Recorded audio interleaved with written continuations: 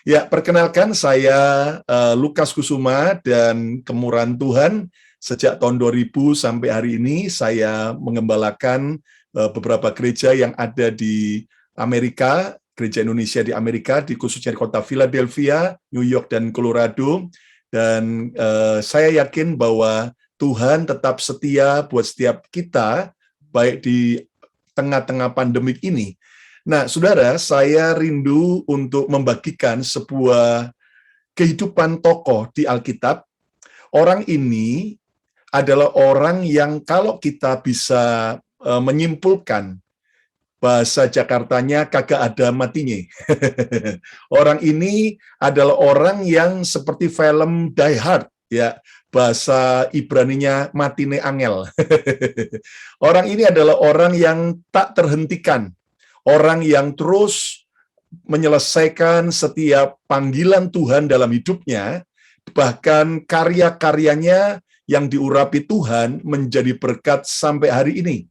Dan orang ini adalah Rasul Paulus. Bagaimana kalau Anda lihat dari Saulus yang membenci Yesus, bertemu dengan Yesus di Damsik, akhirnya dia betul-betul menjadi seorang pengikut Yesus, bahkan dia menjadi seorang hamba Tuhan, dan itulah Rasul Paulus. Dan di dalam Alkitab kita yang ada 66 kitab, ternyata 14 kitab itu adalah suara Tuhan yang memakai Rasul Paulus untuk menuliskannya. Dan saudara-saudara, sampai apapun tak dapat menghentikan Paulus. Dan orang ini adalah orang yang melayani Tuhan dengan berbagai daftar kesulitan, tantangan yang dia alami.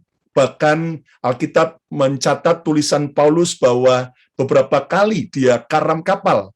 Bahkan beberapa kali dia dirajam oleh batu, saudara. Kalau dilempar ya dengan saudaraku bakpao, enak, bisa langsung ditangkap dan dimakan. Tapi kalau dilempar dengan batu, jelas suatu keadaan yang saudaraku sangat-sangat menyakitkan.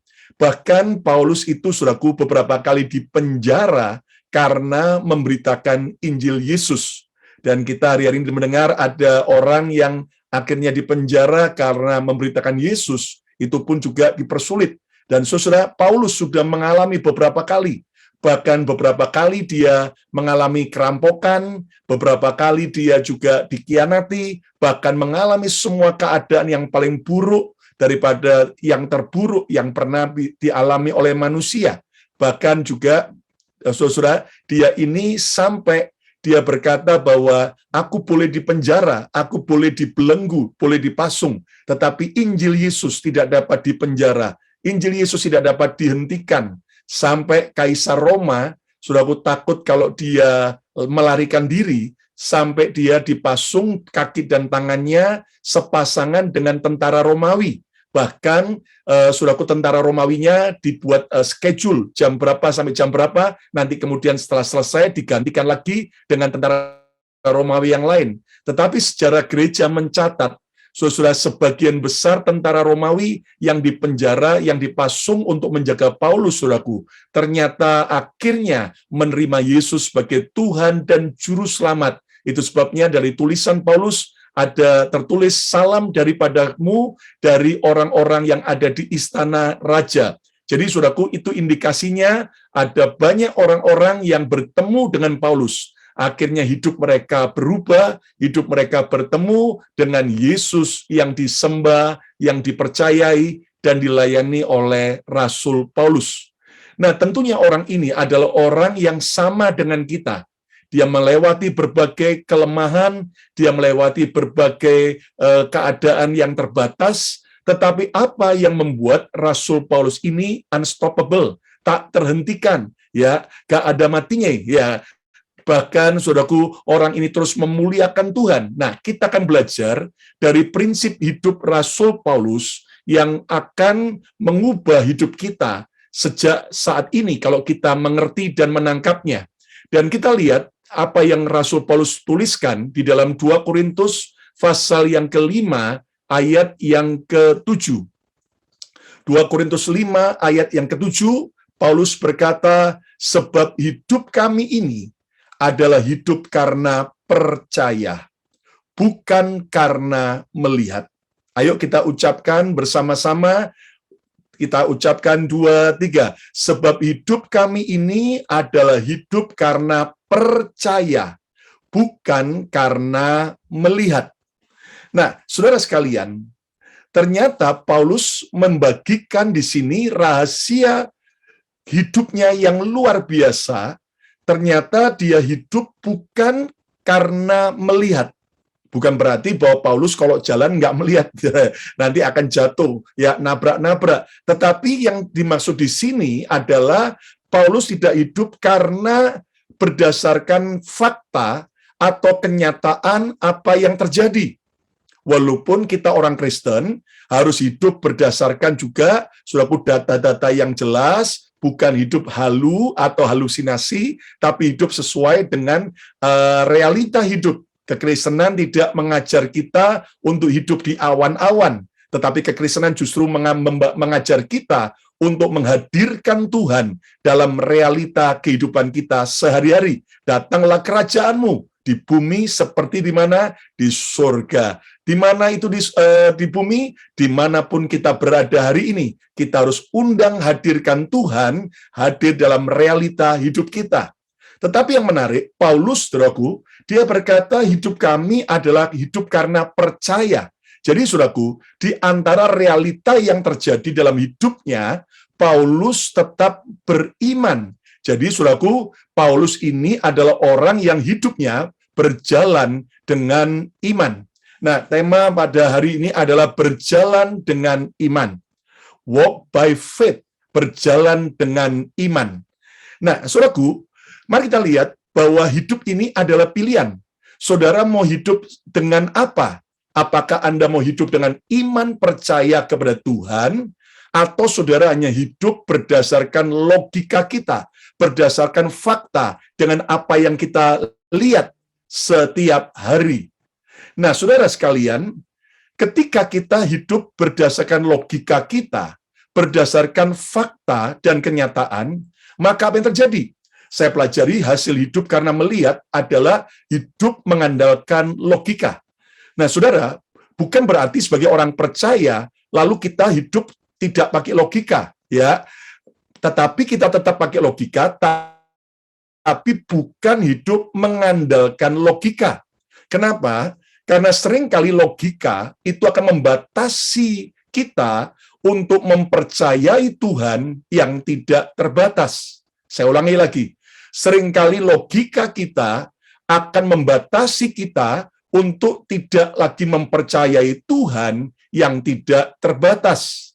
Satu kali seorang bapak gereja yang bernama Agustinus, ketika dia, saudaraku, sedang mau mendefinisikan tentang Allah Tritunggal, Bapa, Putra, dan Firman, dan Roh Kudus, saudaraku, maka akhirnya Agustinus lagi pusing untuk menjelaskan dalam pengajarannya. Tiba-tiba dia akhirnya mau break dulu, mau refreshing dulu, dia jalan di tepi pantai.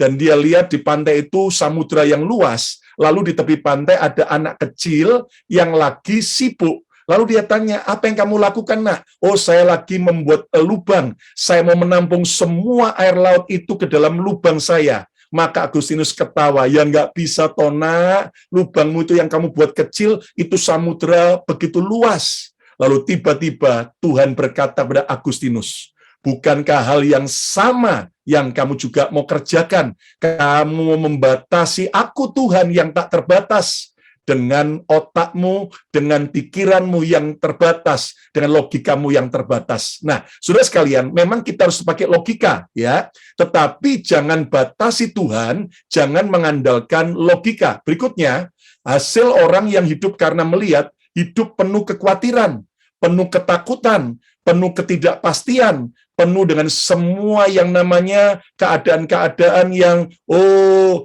menduga-duga, ya kan, saudaraku. Jadi orang yang penuh kekhawatiran, ketakutan, berarti orang itu masih hidup berdasarkan karena melihat. Apalagi hidup dalam keterbatasan. Saudara, logika hanya bisa melihat apa yang di depan mata, tetapi terbatas dengan tembok yang ada di ruangan itu. Sementara iman akan bisa membuat kita melihat tembus daripada tembok itu, dari apa yang ada di belakang tembok itu. Nah, artinya apa, saudaraku? Kita harus tahu bahwa semua apa yang kita pikirkan, yang kita rasakan, itu terbatas. Tetapi iman percaya kepada Tuhan, itu akan membuat hidup kita unlimited, tidak terbatas, tidak terhentikan. Apa hasil hidup karena iman? Hidup kita akan berkenan kepada Tuhan. Barang siapa hidup karena iman, hidupnya akan berkenan kepada Tuhan. Tentunya ketika hidup kita berkenan kepada Tuhan, maka hidup kita akan penuh dengan semua yang namanya anugerah dan kemurahan demi kemurahan Tuhan. Bahkan hidup dengan iman itu akan membuat kita tak terhentikan. Ya, kagak ada matinya, ya kan? Sudah benar-benar kita tak terhentikan, melewati semua keadaan, melewati semua kondisi yang berat, melewati semua tantangan, tetapi seperti Paulus, dia terus maju, dia tak terhentikan, dia terus memberitakan kebenaran firman, dia terus menggoncangkan dunia dengan semua berita Injil, dengan semua tanda-tanda ajaib, dan semua hal-hal yang di luar logika kita. Nah, saudaraku, hari ini, kalau saudara mau memilih, mau seperti Paulus, maka pilihlah untuk hidup berjalan dengan iman. Bahkan hasil hidup dengan iman akan kreatif. Kenapa? Karena Tuhan kita adalah Sang Kreator. Dia adalah Sang Pencipta yang sangat kreatif. Buktinya apa? Kita ada berapa miliar manusia di dunia ini, tapi tidak ada yang sama persis. Bahkan sidik jari kita pun jelas berbeda. Bahkan, saudaraku, Tuhan kita kreatif sekali. Dia ciptakan semua tumbuh-tumbuhan, semua binatang, dan semuanya, saudaraku, secara unik dan menarik. Saudaraku, bahkan ketika kita hidup dengan iman, maka, saudaraku, kita akan menjadi orang yang berani. Ya, kita akan jadi orang yang berani. Nah, saudaraku, kita tidak lagi jadi penakut, kita tidak lagi hidup dalam kekhawatiran, tetapi kita berani menghadapi realita hidup ini, dan kita keluar lebih daripada pemenang. Katakan amin. Ya, saudara yang di YouTube, Anda bisa komen, katakan amin. Ya kan? Saudara yang ada di Zoom ini, Anda bisa chat, katakan amin. Ya, nah, saudaraku, bahkan nggak kebetulan sih, di Alkitab kita kan ada kitab Ibrani. Ya, bahkan para ahli teologi berkata, saudaraku, kamus Alkitab itu ada dalam kitab Ibrani, Ibrani pasal 11. Makanya saya percaya orang yang beriman percaya pada Tuhan akan jadi berani, Ibrani, ya kan. Jadi kita akan menjadi orang yang berani. Iman akan membuat kita bukan jadi pecundang. Iman akan membuat kita tidak menjadi orang yang lari dari kenyataan, lari dari masalah, lari dari pergumulan. Tidak. Tetapi iman akan membuat kita berani. Katakan bersama saya, berani. Nah, saya pelajari, saudaraku, dari kehidupan Rasul Paulus. Kita akan lihat ada 3 hal yang penting yang akan membuat kita berani saat kita melewati, yaitu, saudaraku, apapun juga. Kita akan menjadi orang yang hidup dalam iman percaya, dan kita akan berani. Berani apa? Yang pertama saya pelajari dari hidup Paulus adalah berani menghadapi badai hidup. Berani menghadapi badai hidup. Semua orang pasti punya badainya sendiri-sendiri. Semua orang pasti punya salibnya sendiri-sendiri. Semua orang pasti punya pergumulannya sendiri-sendiri. Nah, itu bisa badai secara fisik, tetapi juga bisa badai secara rohani. Nah, Paulus, saudaraku, pernah mengalami badai secara fisik. Waktu dia ditawan karena Injil, lalu dia ditangkap di Yerusalem, tetapi karena dia warga kerajaan Rom, maka dia naik banding kepada Kaisar di Roma. Nah, dari perjalanannya dari Yerusalem menuju ke Roma, dari kereta dia dinaikkan kapal bersama-sama dengan sekian ratus orang di kapal itu. Dan saudara, apa yang terjadi? Paulus akhirnya sebelum kapal itu berangkat, dapat pesan dari Tuhan bahwa di tengah laut nanti akan ada badai besar, akan ada sebuah angin sakal, angin badai yang mengerikan. Lebih baik jangan berangkat dulu, tunda saja. Tetapi kapten kapal dan perwira Julius tidak mau memperdulikan nasihat yang disampaikan Paulus. Mereka tetap berangkat dan betul-betul kapal itu dihajar dengan badai yang mengerikan. Dan apa yang terjadi di tengah-tengah badai? Lihat bagaimana orang yang berjalan dengan iman. Saudaraku, Paulus mencatat dalam Kisah Rasul 27 ayat 22 sampai 25. Perhatikan, tetapi sekarang juga dalam kesukaran ini aku menasihatkan kamu. Lihat, Paulus orang yang beriman percaya bisa mengalami kesukaran. Jadi, saudaraku, kalau ada saudara yang berpikir, kenapa aku cinta Tuhan, kenapa aku sungguh-sungguh sama Tuhan, rajin melayani, rajin memberi, kok aku mengalami kesukaran? Loh, itu kan teologi yang salah. Tidak ada satu janji pun di dalam Alkitab bahwa kalau kita sungguh-sungguh sama Tuhan, maka kita nggak ada kesukaran. Enggak. Tetapi justru di tengah kesukaran, Tuhan menyertai kita. Lihat, tetapi sekarang juga dalam kesukaran ini, aku, Paulus, menasihatkan kamu, supaya kamu tetap bertabah hati. Arti dari bertabah hati tidak khawatir, tidak putus asa, tidak tawar hati, tidak lagi kemudian panik atau stres, tetapi benar-benar tetap berteguh hati, bertabah hati. Sebab tidak seorang pun di antara kamu yang akan binasa kecuali kapal ini. Karena tadi malam, seorang malaikat dari Allah, yaitu dari Allah yang aku sembah sebagai miliknya, berdiri di sisiku. Saudara, kenapa Paulus tidak takut melewati badai? Dia berani menghadapi badai. Karena ternyata ada malaikat Tuhan yang datang menjumpai dia. Saudara, sampai hari ini masih ada pelayanan malaikat di Angel Ministry. Saudara, Ibrani berkata bahwa Tuhan, saudaraku, tugaskan para malaikat-malaikat selain melayani Tuhan, tetapi juga melayani kita, orang-orang pilihan yang percaya kepada Yesus. Itu sebabnya dalam keadaan apapun, berdoa, minta Tuhan mengaktifkan pelayanan malaikat. Dan saudara, ada banyak pengalaman, ada banyak kesaksian bagaimana pelayanan malaikat itu real, sampai nyata, bagaimana dilindungi, bagaimana kita diluputkan.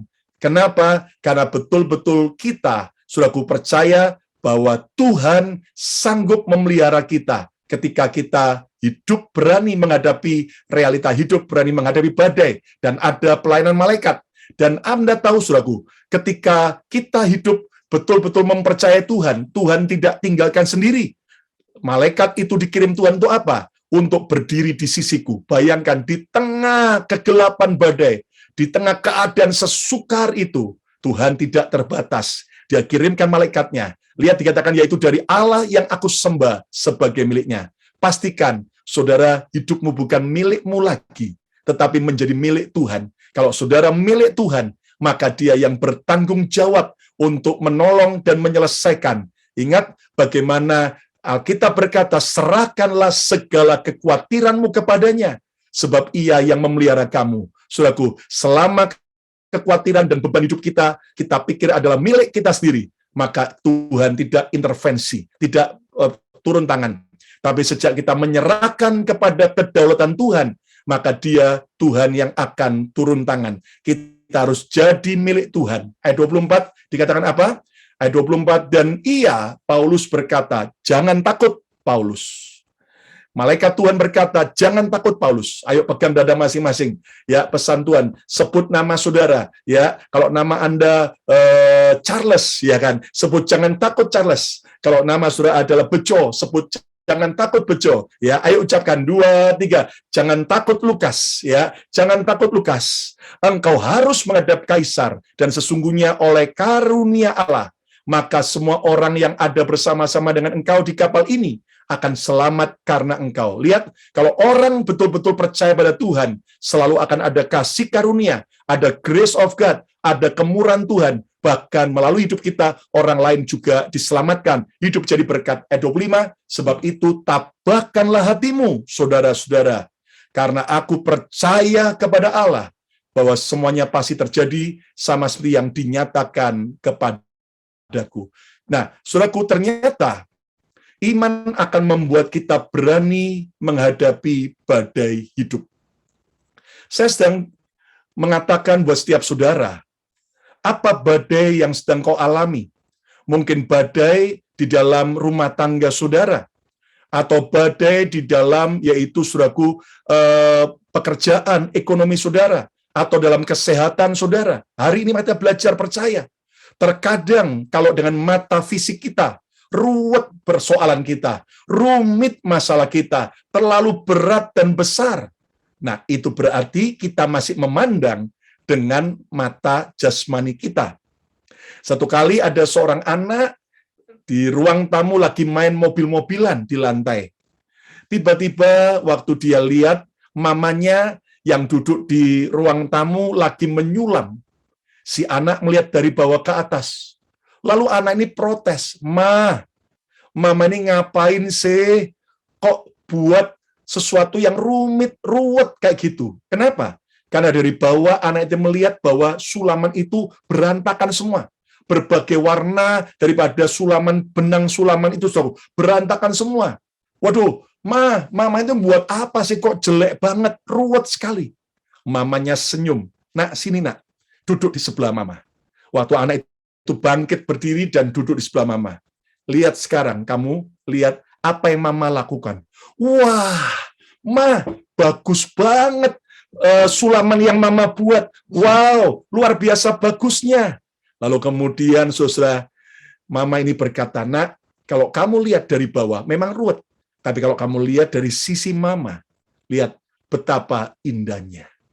Hal yang sama hari ini, kalau saudara melihat dari sisi logika Anda, badai dalam hidup saudara, persoalan mungkin dalam pelayanan saudara, ruwet, rumit, tetapi ketika kita hidup mulai dengan iman, kita berjalan dengan iman, maka Tuhan bisa angkat kita dengan sebuah cara pandang Tuhan. Kita bisa melihat, wow, sungguh indah rencanamu Tuhan. Dan orang yang hidup dengan iman, maka dia bisa melihat perspektif, cara pandang Tuhan, bukan lagi dengan cara pandang manusia. Orang yang berjalan dengan iman, dia bisa melihat ada apa di balik badai. Pembelajaran apa makna badai, apa kemuliaan di balik badai, apa berkat di balik badai yang sedang aku alami. Makanya Paulus berkata, ujung-ujungnya selalu mendatangkan kebaikan. Kenapa? Karena dia hidup berjalan berdasarkan iman. Dia bisa melihat bahwa Allah turut bekerja dalam segala perkara yang buruk sekalipun, dalam segala perkara yang mengecewakan, yang menyakitkan sekalipun. Untuk apa? Bukan untuk mendatangkan kecelakaan, tapi untuk mendatangkan kebaikan. Ujung-ujungnya selalu baik. Yusuf juga anak Yakub, dia bisa berkata kepada kakak-kakaknya di Mesir, kamu mereka-rekakan yang jahat kepadaku, namun Tuhan mereka-rekakannya mendatangkan kebaikan. Saudara, orang yang punya iman percaya pada Tuhan, dia bisa melihat apa yang dibalik badai itu. Sehingga dia tidak lagi takut seperti Paulus. Dia bisa melihat apa yang orang tidak bisa lihat. Dan inilah rahasia keberhasilan. Saya yakin di tengah-tengah zaman seperti ini, kalau saudara berjalan dengan iman, Tuhan bisa melihat cara pandang kita, dibuat Tuhan melihat dengan cara pandang Tuhan, apa yang sulit bagi orang lain, bagi saudara yang percaya, segala sesuatu mungkin adanya. Saya mendengar ada banyak kesaksian di tengah pandemik ini, orang-orang yang betul-betul saudaraku, bisa melihat dengan cara pandang Tuhan, ternyata dia bisa tetap tenang, bahkan mengalami sebuah terobosan demi terobosan dalam hidupnya saat dia bisa melihat dari cara pandang Tuhan. Ketika ada seorang jemaat kami yang pekerjaannya tertutup di tengah pandemik ini, betul-betul saudaraku sudah tertutup pintu. Dia betul berharap kepada Tuhan. Dia berkata, Tuhan tuntun aku untuk bisa melihat Aku melihat apa yang Tuhan mau kerjakan di balik badai ini. Tiba-tiba Tuhan buat dia melihat apa yang dia bisa kerjakan. Dia kerjakan, dia cuman dibuat Tuhan ingat waktu kecil dia diajari orang tuanya sebuah resep membuat kue spesial dari resep keluarga turun-temurun. Dan akhirnya jemaat ini, saudaraku, dia akhirnya coba buat, dia pikir mana laku, dia coba tawarkan ke temannya, orang coba, wah enak. Dan Anda tahu sejak hari itu sampai hari ini, hidupnya diberkati Tuhan dengan cara apa? Dengan cara yang tak terduga. Saudara, hari ini mari kita belajar percaya bahwa orang yang beriman akan berani menghadapi badai. Tentunya kita tahu di Alkitab ada beberapa penyebab badai. Ada badai hidup ini karena dosa, karena kesalahan kita, karena ketidaktaatan kita, seperti yang dialami oleh Yunus. Kalau itu badai karena ketidaktaatan, segera bertobat, cepat perbaiki. Tetapi ada kalanya badai hidup ini terjadi itu, saudara-saudara, karena apa? Karena yaitu kebodohan kita, ya, seperti badai yang dialami Paulus dengan semua orang dalam kapal itu. Paulus sudah diberitahu Tuhan akan ada badai, tapi mereka tetap saudaraku jalan saja dengan kapal itu dan akhirnya mengalami badai. Kalau badai itu karena saudaraku yaitu kebodohan kita, segera perbaiki, segera jadikan sebuah pelajaran untuk kita tidak jatuh dalam kebodohan-kebodohan yang sama. Ada badai juga yang terjadi sesuai Alkitab, itu kenapa?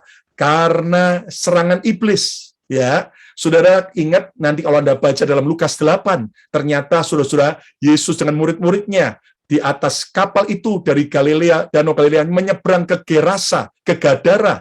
Ternyata ada angin sakal yang datang mendadak.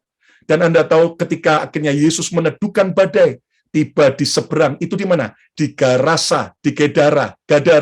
Dan di situ ada orang yang kerasukan setan legion yang akhirnya diusir Yesus. Dan setan pindah ke 2000 ekor babi. Anda tahu berarti sebelum Yesus dengan murid-muridnya sampai ke Gerasa, itu iblis sudah tahu, makanya iblis menyerang perahu itu dengan badai. Jadi kalau ada saudara mengalami badai, bisa terjadi karena serangan iblis. Apa yang kita harus lakukan? Jangan takut, berdiri teguh, ambil otoritas kerajaan Tuhan, dan lakukan peperangan rohani, gunakan otoritas kerajaan surga. Karena Alkitab berkata, Yesus berkata, tanda-tanda ini menyertai orang-orang percaya. Kita akan mengusir setan-setan demi nama Yesus. Ingat, mengusir setan, bukan mengusir mertua.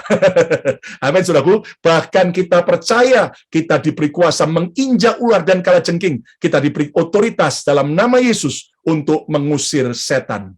Tetapi kalau saudara sudah bertobat, saudara sudah peperangan rohani, Anda bahkan sudah memperbaiki kesalahan, tapi badainya belum selesai, maka Anda tahu yang keempat penyebab badai. Badai bisa terjadi karena ujian dari Tuhan. Saudara seperti Ayub. Ayub hidup benar di hadapan Tuhan.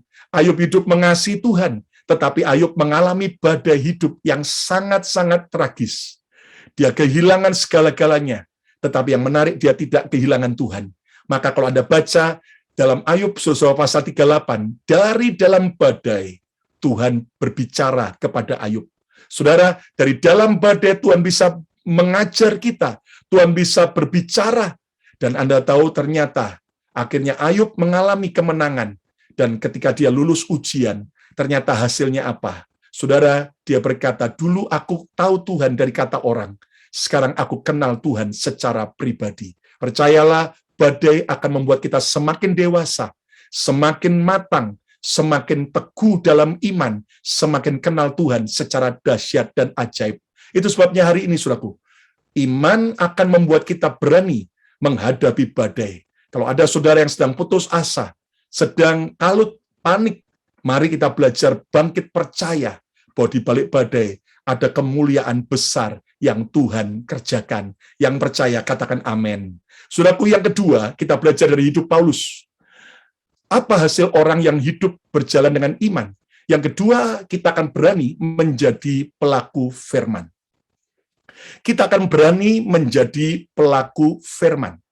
Saudara, kita lihat dari apa yang Paulus ucapkan, tuliskan dalam Efesus 2, ayat 8-10. Sebab karena kasih karunia, aku diselamatkan oleh iman. Kata bersama saya diselamatkan oleh iman. Itu bukan hasil usahamu, tetapi pemberian Allah. Itu bukan hasil pekerjaanmu. Jangan ada orang yang memegahkan diri. Nah, saudara, kita diselamatkan bukan karena usaha kita, tetapi karena kasih karunia Tuhan, karena iman percaya pada Yesus. Nah, tapi ada orang yang cuma berhenti hanya di ayat 9, ayat 8 dan 9. Lalu mengajarkan, lihat, dalam kasih karunia kita tidak perlu lagi yaitu bersusah payah, santai saja, nikmati saja anugerah. Nggak perlu kita pakai kekuatan manusia, nggak perlu lagi kita melayani, nggak perlu lagi kita melakukan sesuatu yang berat, rileks saja, nikmati anugerah. Saudara, orang itu melupakan ayat setelahnya. Lihat, Paulus berkata di ayat 10, karena kita ini buatan Allah, diciptakan dalam Kristus Yesus. Untuk apa? Baca sama-sama. Untuk melakukan pekerjaan baik. Lihat, memang kita diselamatkan karena anugerah, karena iman. Tapi setelah kita diselamatkan, kita harus kembali kepada rencana Tuhan. Kita diciptakan bukan untuk nyantai-nyantai, bukan untuk kemudian kita, saudaraku, hanya ongkang-ongkang kaki menikmati anugerah. Tidak. Kita diciptakan untuk apa? Melakukan pekerjaan baik yang dipersiapkan Allah sebelumnya, yang direncanakan Tuhan. Ia mau supaya kita hidup di dalamnya. Inilah keseimbangan hidup dalam anugerah dan iman, di mana kita diselamatkan. Setelah diselamatkan, kita harus melakukan apa yang Tuhan perintahkan. Setiap pekerjaan baik, setiap apa yang Tuhan mau kita kerjakan, inilah sesuatu yang harus kita lakukan dalam hidup ini. Saudaraku, ini akan membuat hidup kita akan berbeda. Ketika apa? Ketika kita sungguh-sungguh mau mengerjakan, berani menjadi pelaku firman. Lihat, Alkitab mengajar buat kita, saudaraku, bahwa Paulus sendiri berkata, dalam kasih karunia, aku bekerja lebih keras daripada yang lain. Aku bekerja lebih keras daripada rasul-rasul yang lain. Mari, saudaraku, justru di tengah-tengah pandemik ini, Tuhan nggak mau kita santai-santai. Ada banyak tugas, ada banyak tuaian yang kita harus kerjakan. Mari, saudaraku, kerjakan bagian kita. Kerjakan semua panggilan kita untuk berani melakukan firman Tuhan. Saya percaya bahwa orang-orang yang beriman, dia akan berani melakukan apa yang Tuhan perintahkan. Nah, saudaraku, mari kita belajar mengerti bahwa inilah yang Tuhan mau kita kerjakan. Saudara, di tengah-tengah pandemik ini, ada banyak orang berpikir, sudah lebih baik pelayanan itu pokoknya ya udah cari amannya dan sebagainya. Bukan berarti kemudian kita tidak perlu berhikmat. Tetapi, saudaraku, ketika tahun kemarin, ketika terjadi pandemik, dan kami yang di Amerika pun juga harus lockdown, kita harus, saudaraku, yaitu berhenti beribadah secara fisik, ya kan, secara onsite. Tetapi akhirnya, saudaraku, kita terus, saudaraku, buat ibadah online. Tapi kemudian setelah onsite lagi, nah di tengah itu tiba-tiba Tuhan ngajari saya, nah, ayo buat sesuatu di tengah-tengah orang ketakutan, kerjakan apa yang aku mau kamu kerjakan, yaitu perbuatan baik. Dan saudara, saya kemudian bilang sama tim, Tuhan dorong untuk kita bagi berkat, bagi sembako. Nah, orang kan waktu itu tidak berani keluar rumah. Saya berkata pada tim inti kami, berani nggak kita delivery sembako? Dan saya nggak cuma hanya memerintahkan, tapi saya juga sebagai pemimpin harus memberikan keteladanan. Saya akhirnya umumkan di sosial media, bagi orang Indonesia, baik jemaat maupun yang bukan jemaat kami, yang tinggal di daerah wilayah gereja, South Philadelphia, kalau perlu sembako tinggal SMS, beri nama dan alamat, kami akan antar di depan rumah. Dan supaya tidak ada kontak fisik, jadi saudara kita drop di depan rumah, nanti setelah itu kita masuk ke mobil yang ngantar telepon, supaya orang itu keluar, supaya tidak langsung kontak fisik. Nah, saudara, apa yang terjadi? Akhirnya kami berjalan. Cukup banyak yang minta. Dan tim bergerak, saya juga saudaraku ikut membagi di awal. Nah, apa yang terjadi? Lalu Tuhan berkata, nah, nggak cuma jadi berkat bagi orang Indonesia yang tinggal di kota Philadelphia. Aku mau kamu jadi berkat bagi bangsa-bangsa. Gimana caranya Tuhan? Ya sudah, dengan apa yang ada, kami mulai coba bagi makanan di depan gereja. Anda tahu ternyata, saudara, setiap hari Kamis sejak tahun lalu sampai hari ini, setiap Kamis pagi, itu ratusan orang antri, ribuan makanan kami bagi dari berbagai bangsa. Dan secara manusia dari mana? Ya kan, saudaraku, kita tahu keadaan yang menyedihkan. Banyak gereja yang akhirnya secara income juga drop, ya, persembahan dan sebagainya. Tapi kami berjalan dengan iman. Pokoknya kalau Tuhan perintahkan, Tuhan yang akan menyediakan. Dan saudara tahu, ternyata ajaib sekali.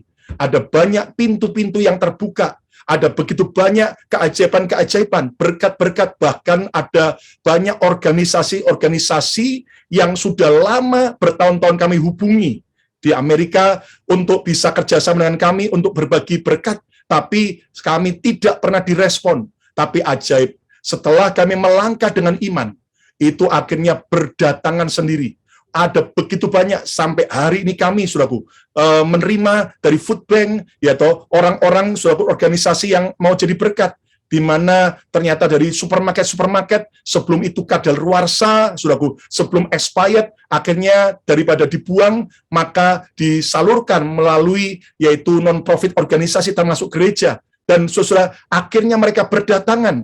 Dan Anda tahu, saudaraku, sampai hari ini oleh kemurahan Tuhan, kami bisa jadi berkat bagi bangsa-bangsa, dan saya yakin, saudaraku, biar ini menginspirasi, kita lihat lebih dulu klipnya, dan Anda tahu bagaimana Tuhan kita, Tuhan yang ajaib, di kota Philadelphia. Hidup adalah kesempatan, hidup ini untuk melayani Tuhan. Jangan sia-siakan waktu yang Tuhan beri. Hidup ini harus jadi berkat.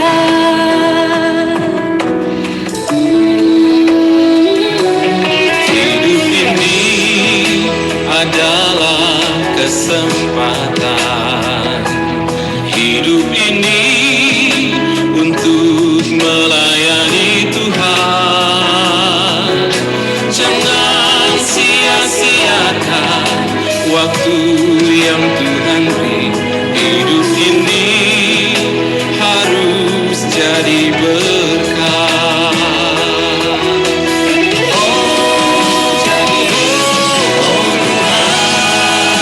Pakailah hidupku selagi aku masih kuat. Bila saatnya nanti ku tak berdaya lagi, hidup ini sudah jadi berkah.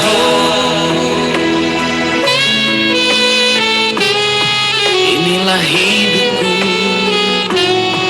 hanya bagimu Tuhan, selama hidupku Tuhan. Ini adalah kesempatan. Hidup ini untuk melayani Tuhan. Jangan sia-siakan waktu yang Tuhan beri. Hidup ini harus jadi berkat.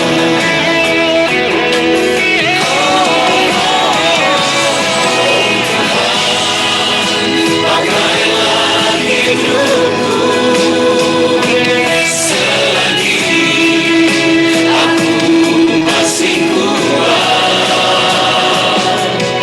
bila saatnya nanti. Ya, puji Tuhan. Hidup ini adalah kesempatan. Hidup ini untuk melayani Tuhan. Jangan sia-siakan waktu yang Tuhan beri. Hidup ini harus jadi berkat. Ya, puji Tuhan, segala kemuliaan bagi Tuhan. Saudara, nanti ini sekarang di Philadelphia pagi jam 7, jam 9 kami sudah mulai persiapan kembali dan kami bagi sekian banyak berkat, saudaraku, dan sampai kapan? Ya, sampai kehendak Tuhan dicurahkan. Dan saudara, asal kita belajar taat, itu akhirnya Tuhan sendiri yang bekerja. Dan saya masih ingat ketika akhirnya ratusan orang antri berblok-blok seperti tadi setiap Kamis pagi, saudara, sejak tahun lalu sampai hari ini. Maka saya diingatkan Tuhan di awal gereja kami. Waktu itu ada seorang hamba Tuhan dari Afrika Selatan. Dia waktu menubuatkan kami, dia bilang gini, "Pastor Lukas, aku lihat gak tahu ada gedung besar, lalu orang itu banyak yang antri sampai muter beberapa blok. Dan kalian itu sepertinya memberikan sesuatu." Nah, saudara, ternyata ketika kita belajar taat, sekian tahun kemudian kita baru lihat itu jadi kenyataan. Nah, saudara, jadi Anda jangan takut. Hari ini apapun yang Tuhan perintahkan, asal sesuai firman Tuhan untuk jadi berkat. Mungkin saudara berkata, waduh, saya kalau memberi sekian banyak mana bisa. Saudara, sesuatu yang besar itu selalu dimulai dari kecil. Dan kami ternyata saudaraku, Tuhan gerakkan sejak hampir 15 tahun yang lalu. Kami setiap bulan sekali membagi makanan gratis. Sebulan sekali hotdog dan sebagainya, lalu barang-barang layak pakai yang masih bagus. Jemaat saya umumkan kalau ada baju maupun ada barang-barang, bahkan sepatu atau jaket yang masih layak pakai, yang masih bagus, kita akan bagi buat komunitas. Dan Anda tahu, saudaraku, sebulan sekali dimulai dari sebuah kesetiaan kecil. Akhirnya kemurahan Tuhan, hari ini, saudaraku, kami dipercaya Tuhan hal-hal yang besar. Dan apakah kami semakin berkekurangan? Oh, tidak, saudaraku. Tuhan semakin limpahkan berkat. Bahkan sejak pandemik, saudaraku, ketika kami belajar melangkah, saudara-saudara, tim yang melayani itu semakin diberkati. Buktinya tim full-timer kami, saudaraku, dan kami, saudara, saya bilang, bagi tim yang melayani, ya seperti lembu yang sedang membajak, tidak boleh diberangus. Kita yang melayani boleh ambil, tetapi secukupnya, nggak boleh serakah, ambil secukupnya. Saudara-saudara, jujur sejak tahun lalu sampai hari ini, kami sudah nyaris tidak pernah ke supermarket. Kenapa? Makmur-makmur semua, saudaraku. Full-timer saya beberapa tambah tambun, tambah naik berat badan. Kenapa? Karena Tuhan pelihara dengan cara-cara yang ajaib. Nah, saudaraku, yang penting adalah berani untuk mentaati, menjadi pelaku firman Tuhan. Dan biar Roh Kudus berbicara lebih spesifik buat setiap saudara, lebih tajam lagi. Yang ketiga, yang terakhir, apa hasil orang yang berjalan dengan iman? Yang ketiga, berani setia mengikut Yesus sampai akhir. Berani setia mengikut Yesus sampai akhir. Seperti yang Paulus, saudaraku, katakan dalam Ibrani 10 ayat 38 sampai 39.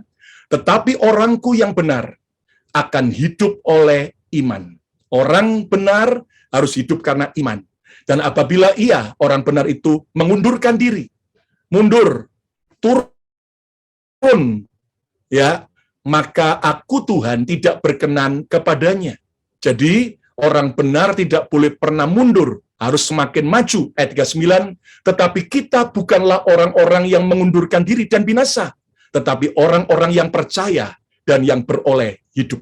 Miliki sebuah keberanian untuk tetap setia mengikut Yesus sampai akhir. Lihat sampai Paulus, dia tidak pernah mau berhenti mengikut Yesus, tidak pernah mau berhenti melayani Tuhan, sampai akhirnya dia mati dipancung oleh Kaisar Nero di Roma, Italia. Tetapi lihat apa yang Paulus lakukan sampai hari ini menginspirasi, akan menjadi teladan yang luar biasa ketika apa? Kita mau setia sampai akhir. Saudara, saya tahu hari-hari ini ada banyak orang-orang percaya sudah menyerah dengan kondisi dan keadaan. Sudah berpikir, sudah percuma saja saya ikut Yesus. Hari ini, saudaraku, bangkit kembali. Kuatkan hati saudara. Mari maju dan terus kerjakan panggilan kita. Mencapai garis akhir, finishing strong. Kita harus menyelesaikan tugas kita sampai akhir.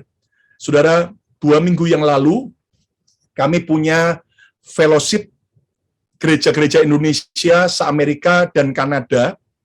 Walaupun belum semuanya mau gabung, tapi paling tidak cukup banyak dari berbagai denominasi, baik yang karismatik, Pantekosta, sampai yang Reform, sampai yang Baptis, sampai yang juga saudaraku gereja-gereja Protestan, saudaraku yang lain, saudara, kami bersinergi. Dan 2 minggu yang lalu Kemurahan Tuhan kami adakan sebuah acara yaitu seminar IPLS, Indonesian Pastor Leader Summit. Dan itu adalah yang ketiga. Setelah pandemik tahun lalu kita batalkan karena kondisi, tapi akhirnya ini yang ketiga kalinya. Dan kebetulan kami menjadi host, menjadi tuan rumah, diadakan di gereja saya, di kota Philadelphia. Nah, yang hadir on-site sekitar 50 hamba Tuhan dari berbagai gereja dan state di Amerika, bahkan ada hamba Tuhan dari Indonesia khusus datang untuk ikut acara ini, sementara yang online, yang hadir dari berbagai negara, itu hampir 200 orang lebih. Nah, saudara, ada beberapa rekan hamba Tuhan, Pak Gilbert, ada Pak Jimmy Untoro, dan juga ada Pak Jeffrey Rahmat, ada Pak Yose Karel yang melayani, dan kami juga sudah ada interaksi dan sebagainya. Yang menarik, di tengah-tengah keadaan itu, saudara-saudara, ada beberapa hamba Tuhan akhirnya berkata, kami ini sudah mau give up, sudah mau menyerah kalah dari pelayanan kami. Karena pada pandemik ini keadaan semakin sulit. Tetapi terima kasih dengan adanya acara IPLS ini. Kami dikuatkan, kami bangkit kembali, dan kami akan pulang ke kota kami, ke tempat kami melayani dengan semangat yang menyala-nyala. Waduh saudara, itu menyentuh hati kami. Kenapa? Karena ternyata saudaraku, hari ini, saudaraku, mari kita bangkit kembali. Kita harus percaya bahwa iman akan membuat kita berani untuk setia mengikut Yesus sampai akhir. I have decided to follow Jesus. No turning back, no turning back. Keputusanku adalah ikut Yesus dan tidak pernah mundur. Hari ini apapun kesulitan yang sedang kau hadapi, mari kita belajar untuk kita tetap setia mengikut Yesus sampai akhir hidup kita. Nah, saudaraku, kita belajar mengerti sekarang apa yang harus kita lakukan kalau kita mau memutuskan hidup dengan iman, berjalan dengan iman. Yang pertama, kita harus berani menghadapi badai hidup. Saudara, percayalah di balik badai ada kemuliaan yang Tuhan sediakan. Yang kedua, kita harus berani menjadi pelaku firman. Lakukan firman apa yang Tuhan perintahkan, kerjakan dengan iman. Yang ketiga, berani setia mengikut Yesus sampai akhir. Dan percayalah, saat kita setia sampai akhir, maka mahkota kemuliaan akan Tuhan sediakan buat saudara dan saya. Tuhan memberkati, saya mau mendoakan, mari kita akan berdoa bersama-sama. Kalau ada saudara yang mau memutuskan, aku mau hidup dengan iman, berjalan dengan iman, tidak lagi mengandalkan logika, tidak lagi mengandalkan kekuatan yang lain, tapi hanya mengandalkan kekuatan Tuhan. Mari taruh tangan di dada. Tuhan Yesus, hamba berdoa, biar firman ini berbicara lebih kuat, lebih tajam lagi. Untuk kami berjalan dengan iman di tengah-tengah pandemik, di tengah-tengah apapun yang sedang kami alami. Karena iman membuat kami berani menghadapi badai. Iman membuat kami berani menjadi pelaku firman. Iman akan membuat kami berani untuk tetap setia sampai akhir mengikut Yesus. Tuhan, bawa kami punya cara pandang Tuhan untuk tidak hanya melihat persoalan kami, tapi kami bisa melihat ada apa yang Tuhan sudah sediakan di balik masalah kami. Berkati, kuatkan setiap kami, teguhkan kembali, supaya benar-benar kami bangkit. Kami tidak lagi putus asa, kami tidak lagi mundur, tapi kami maju bersama Tuhan. Kami mencapai garis akhir, hidup berkenan, berjalan dengan iman percaya, dari satu kemuliaan kepada kemuliaan yang lebih dahsyat, from glory to glory. Berkati Tuhan setiap kami, khususnya kami berdoa untuk Tuhan Fellowship Presence of God ini. Kau memberkati dari semua pengurus, biar terus menjadi berkat. Nama Tuhan dipermuliakan dalam nama Yesus. Haleluya. Amin. Amin.